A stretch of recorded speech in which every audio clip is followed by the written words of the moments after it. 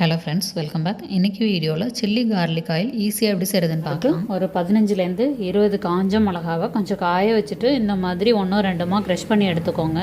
இதை இப்போ ஒரு பவுலில் சேர்த்துக்கலாம். 4 ஸ்பூன் பூண்டு நான் கொஞ்சம் க்ரஷ் பண்ணி எடுத்திருக்கேன். 2 ஸ்பூன் இஞ்சி, 1 ஸ்பூன் உப்பு, 1 ஸ்பூன் சுகர், ஒரு 150 ml நல்லெண்ணெயை இந்த மாதிரி கொஞ்சம் புகை வர மாதிரி சூடு பண்ணி எடுத்துக்கலாம். இப்போது சுட வச்ச ஆயிலை இதில் சேர்த்துக்கலாம்.